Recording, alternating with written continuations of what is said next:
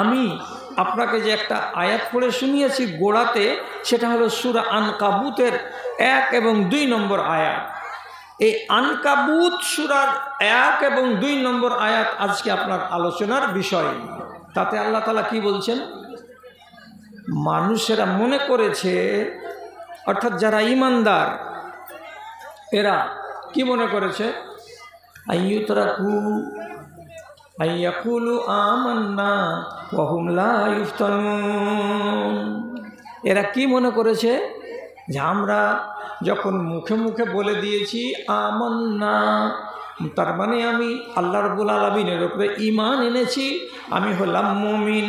তো আমি ঈমান এনেছি এবং আমি মুমিন বলার পরে এদেরকে ছেড়ে দেওয়া হবে, এদেরকে কোনো আজমাইশে মুখামুখি করা হবে না, এদেরকে পরীক্ষায় ফেলা হবে না, এদেরকে বিপদে ফেলা হবে না, এদেরকে ঝুঁকির মুখে ফেলা হবে না।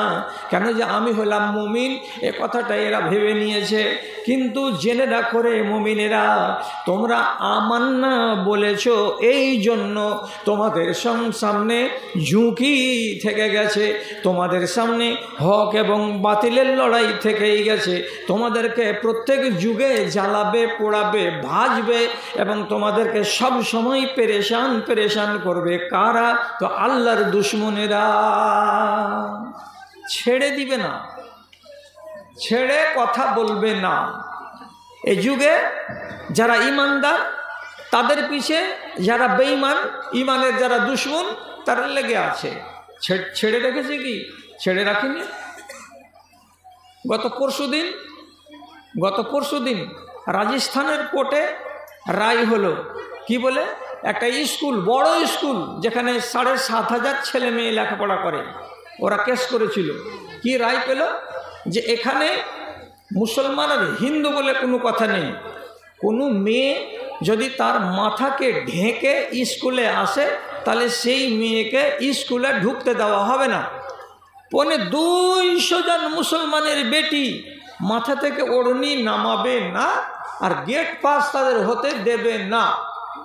তর্ক বিতর্ক শেষে স্কুল কর্তৃপক্ষকে ওরা পারল না, মেয়েটি ঘুরে চলে গেল বাড়ি। তাহলে এরা কিসের দুশমন? এই লোকগুলো মুসলমান নারীদের পর্দার দুশমন। তার মানে এরা হলো ইসলামের একটা আহকাম, একটা হুকুমকে মানবে না। এটা হলো এই ইসলামের এক দুশমন। আউযুবিল্লাহ। কত বড় এটা দুঃখের কথা ভারতবর্ষের মাটিতে, যেখানে আমরা গণতান্ত্রিক রাষ্ট্রে বাস করি। চলুন আর একটা কথা বলি। সারাটা দুনিয়াতে, হ্যাঁ বলছিলাম, কি বলছি, পৃথিবীতে 23টা রাষ্ট্র আছে। 23টা রাষ্ট্রে কেস চলছে। আলাদা আলাদা দেশে আলাদা আলাদাভাবে কেস। কি বলে কেস? সব জায়গাতে একই রোগ। ওরা মুসলমানদের যারা নার্স, তারাকে মাথা ঢেকে মুখ ঢেকে নার্সের ডিউটি করতে দেবে না। যারা অফিসার, পুলিশ, আদালতের আর কিছু, এরাকে মাথা ঢেকে মুখ ঢেকে হিজাব লাগিয়ে অফিস আদালতে কোর্ট কাচারিতে আসতে দেবে না। এটা চলবে না বলে শুধু হিজাবের বিরুদ্ধে কেস চলছে দুনিয়ার 23টা রাষ্ট্রে। তাহলে ইসলামের পিছনে লেগে আছে 23 দেশের 23 রকমের দুশমন। আপনি শুনে অবাক হবেন না। কি? আপনার উত্তর দিকে বেশি দূরে নাই, নেপালের বর্ডার যেমনি পার করবেন পাওয়া যাবে একটা দেশ, তার নাম চীন।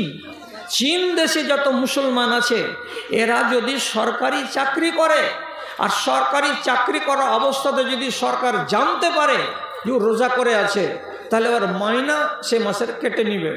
সরকারের ডিউটি করতে আসছো আর এসে তুমি রোজা করবে? তোমার দ্বারাই কি কাজ বেশি হবে? রোজা করা শরীরে নেব না তোমার ডিউটি, হয় ছুটি নিয়ে নাও আর না হয় বরখাস্ত হয়ে যাও। তাহলে একটা মুসলমানকে রোজার অবস্থায় ডিউটি করতে দেওয়া হবে না। এইরকম হাজার হাজার মুসলমানকে কাবু করে রেখেছে। তাহলে এখানে এক দুশমন কার সাথে লেগে আছে? ইসলামের সাথে লড়াই লাগিয়ে রেখেছে। তাহলে দুনিয়া জুড়ে তাকাবেন, দেখা যাবে যে আমি নিজেকে বলেছি আমি মুসলমান, আমি মোমেন বলে আমাকে ছেড়ে কথা বলা হচ্ছে না, আমাকে সম্মানের সঙ্গে বাঁচতে দেওয়া হচ্ছে না। এ দুশ্মনীর সিলসিলা চলতে আছে। এর মধ্যে দিয়ে আপনাকে ঈমান বাঁচাতে হবে।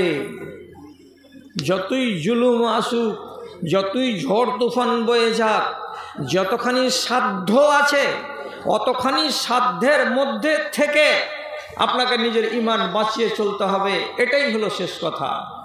আর ঈমানটাকে বিক্রি করতে যাবেন না। ঈমান নিজে থেকে বিক্রি করতে যাবেন না। আপনার ঈমানকে কেউ যদি কেড়ে নেয় জোর করে, জবরদস্তি করে, তাহলে সেটা অন্য কথা। লুকিয়ে লুকিয়ে রাতের বেলায় আল্লাহ তাআলার কাছে কেঁদে কেটে দোয়া করবেন, মালিক নমাজ পড়তে দেয় না, এমন রাষ্ট্র এটা, রোজা করতে দেয় না, এমন রাষ্ট্র এটা, তুমি আমাদেরকে মাফ করো। রোজা যদি করি, নমাজ পড়ি তো কতল করে দেবে, তুমি আমাকে মাফ করো। বলে আপনি কেঁদে কেঁদে আল্লাহর কাছে মাফ চান, কিন্তু নিজে থেকে আপনি আপনার ঈমানকে বিক্রি করতে যাবেন না। এটা হলো আপনার কাছে সবচাইতে বড় আবদার। যেমন আপনাকে বলি, পশ্চিমবঙ্গে একটা জেলা আছে, তার নাম 24 পরগনা। এখানে একটা আল্লাহর বান্দা পয়দা হয়েছিল, তার নাম হলো নিসার আলী তিতুমির। এই আল্লাহর বান্দাটা ছাত্র হিসাবে লেখাপড়া করেছিল দীর্ঘদিন। কার কাছে? সৈয়দ আহমদ শহীদের কাছে, যিনি ভারতবর্ষের একজন নাম করা আলেমে দ্বীন। লম্বা ইতিহাস অত দূর বলছি না। এই আলেমের কাছ থেকে আল্লাহর দ্বীনকে লেখাপড়া করে শিখে টিখে নিজের দেশে এসেছিল 24 পরগনা। সেটা ছিল জমিদারি আমল। ওখানকার জমিদারের নাম কি? কৃষ্ণ বাহাদুর রায়। তার জমিদারিতে আইন করা ছিল, কোনো মুসলমানের নামের শেষে যদি হিন্দু টাইটেল না থাকে তাহলে তাকে 2 আনা, ইংরেজ আমলের পয়সা, এখানে বুড়া বাবজিরা যদি থাকেন তো জানেন, 2 আনা পয়সা তাকে জরিমানা দিতে হবে মাসের মাথায়। কেন? যে তোমার নামের শেষে হিন্দু টাইটেল নাই। হিন্দু টাইটেল মানে কেমন করে? আপনার নাম কি? নুরুল ইসলাম। তো নুরুল ইসলামের শেষখানে লেখা থাকবে ভট্টাচার্য, নুরুল ইসলাম ভট্টাচার্য। আচ্ছা, আপনার নাম কি? তো বলছে আমার নাম আব্দুর রহমান। বলছে আপনার নামের শেষে লেখা থাকবে আব্দুর রহমান পাইক। এটা হলো একটা হিন্দু টাইটেল। তাহলে ভট্টাচার্য, তালুকদার, সরকার, এই কথাগুলো লাগিয়ে যদি রাখো তাহলে তোমার কাছে টাকা নেওয়া হবে না। আজও আমাদের দেশে দিনাজপুরে অনেক মুসলমান ছেলে আছে, নুরুল ইসলাম সরকার, কোনটা তরফদার, কোনটা দফাদার, কোনটা ফেদাদার, কি দার না দার, এগুলো চলে আসছে সেই 150 বছর যুগ থেকে।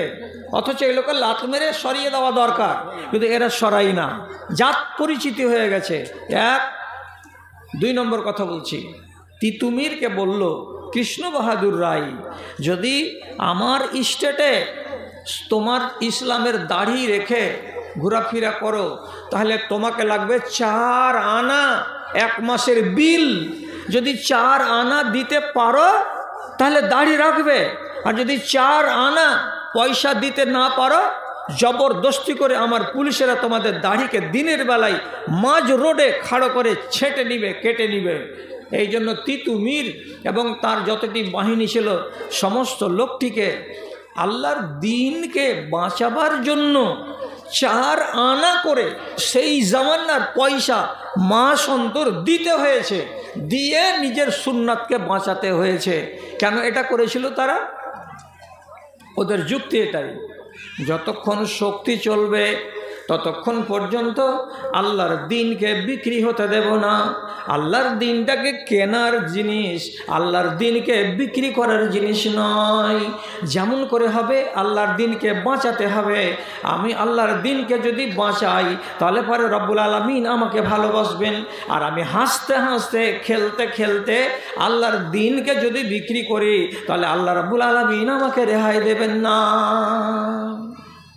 দিন বিক্রি করতে যাবেন না। কষ্ট হতে গেলে যতখানির ভিতরে আপনি পারবেন ততখানি আল্লাহর দিনকে আপনি বাঁচিয়ে নিয়ে রাখবেন।